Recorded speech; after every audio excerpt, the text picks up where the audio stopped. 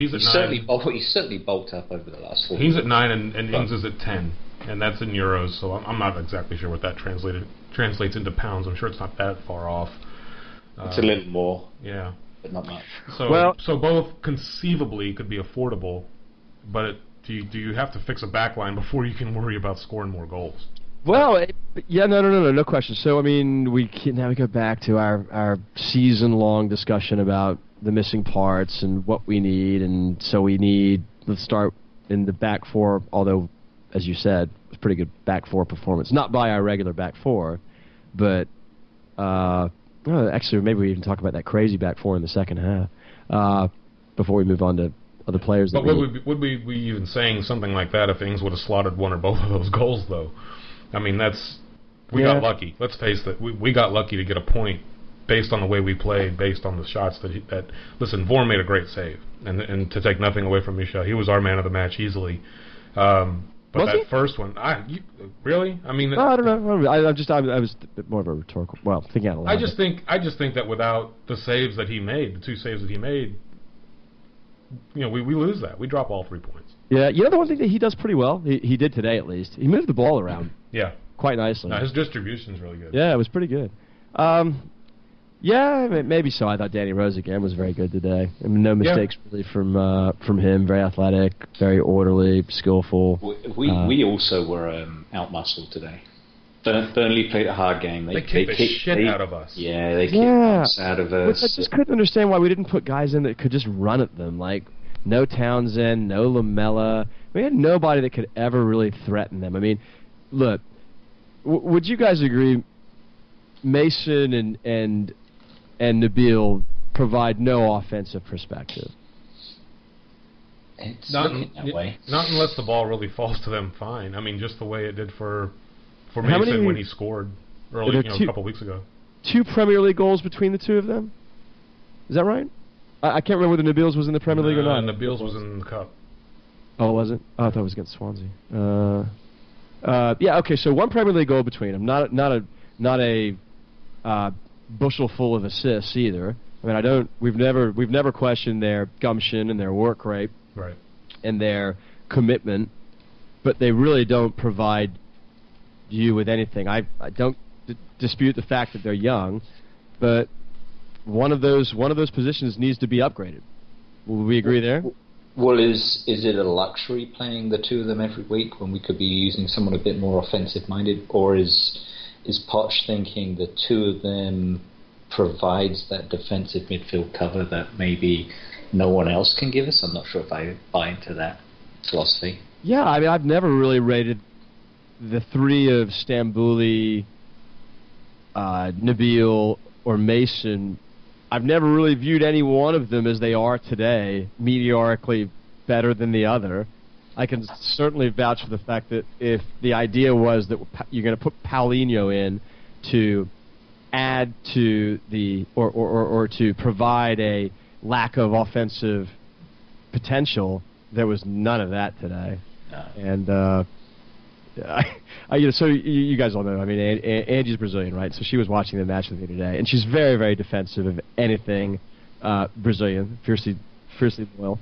And even she, we replay that howler of a shot that Paulinho made in the 72nd minute.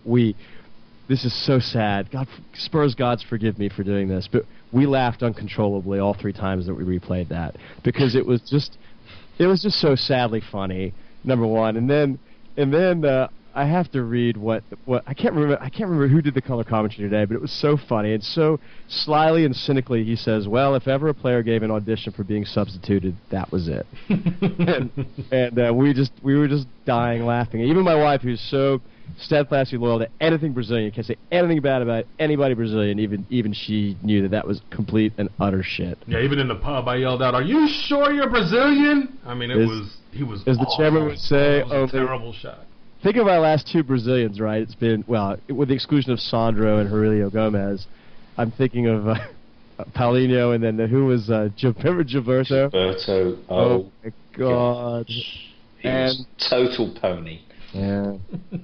So I don't know. I made a comment on Twitter earlier, and I just said, Soldado is a scouting error. And I'll be the first person to admit that there was probably nobody that was more excited about bringing him on. I was so fixated with his Confederation Cup accolades and the fact that he was at the time a mainstay in Brazil's team.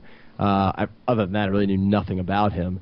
But you can't tell me that he's a different player today than what he was back then, and he just simply never really fit into a Premier League-style scheme. So I made the comment, well, that's a scouting error. But playing him today is a managerial error. And I think we've all been very supportive and forgiving of Pochettino.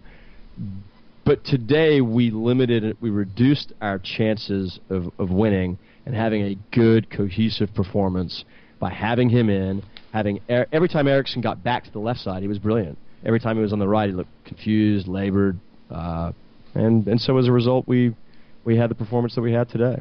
And it's interesting that comparisons have been made. Is this Pochettino's Aston Villa that Harry did in 2011, 2012?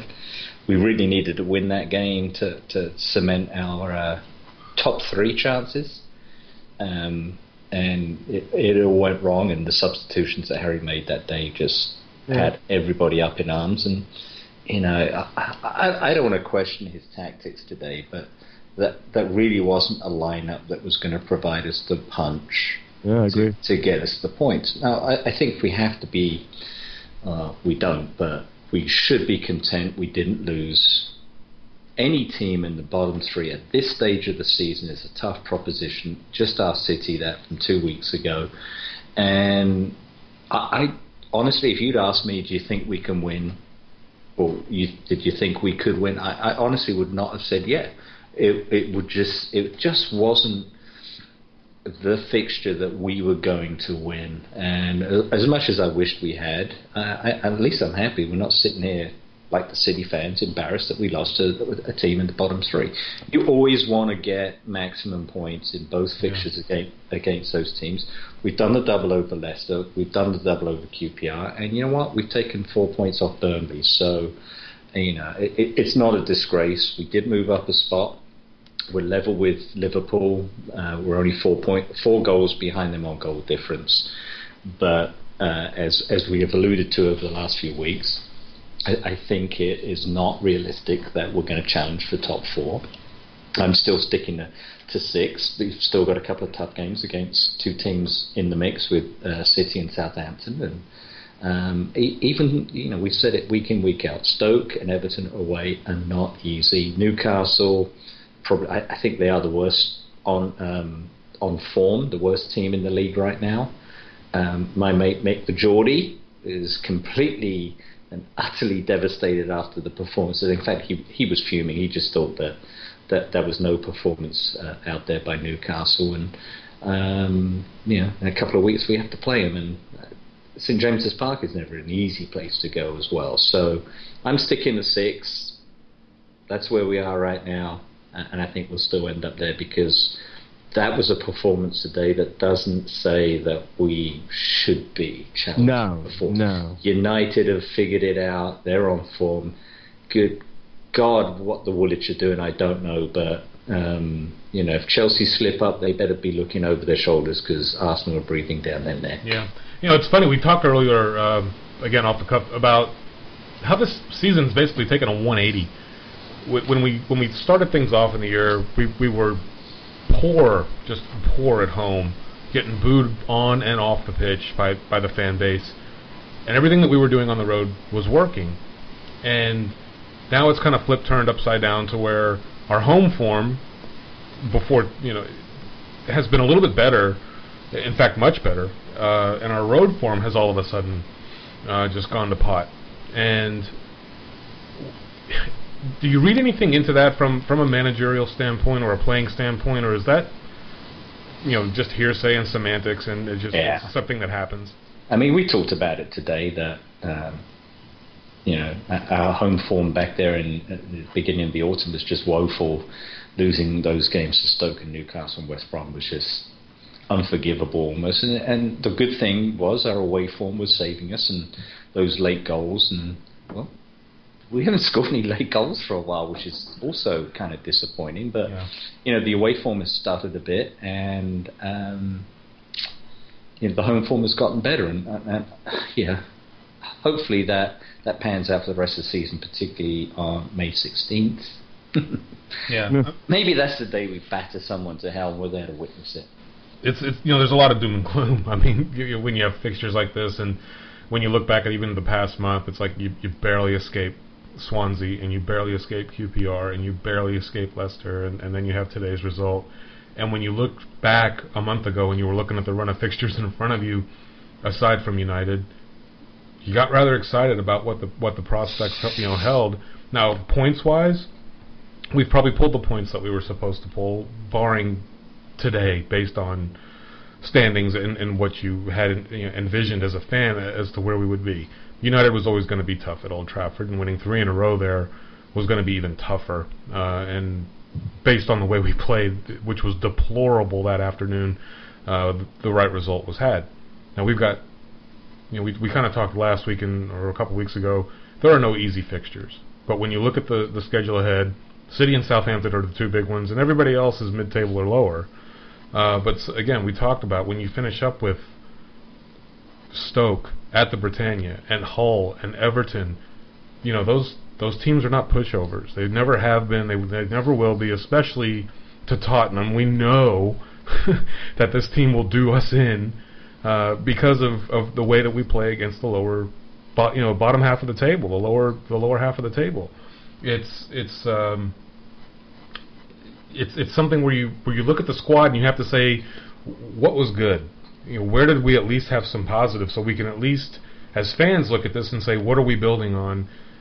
Pochettino's at practice every day. His coaching staff is at practice every day. Paulinho played for a reason. Eriksen played on the wing for a reason. There's things that we don't see, and I get that. But when it's just what at least appears to be blatantly obvious, whether it be a mistake or personnel, people that aren't on the bench versus people that are, and then you have a situation happen like it did today when somebody gets injured and you really have no legitimate cover, and you have Davis and Rose playing both systematically out of position at times. At least you can look back and say, well, at least we had a clean sheet out of it. 7th in the league this year. 3 of those were 0-0 draws, however. Crystal Palace today and United.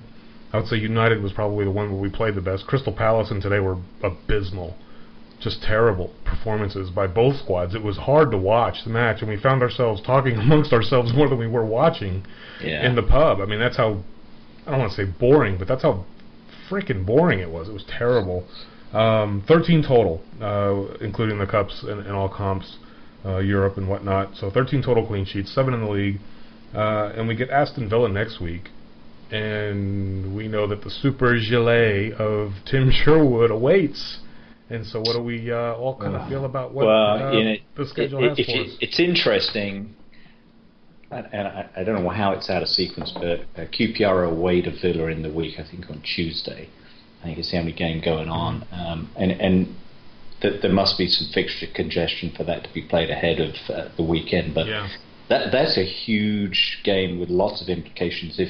If you think about it, this weekend, we've seen some fantastic goals from Charlie Adam, Bobby Zamora, Wayne Rooney, Jermaine Defoe today. Gomes.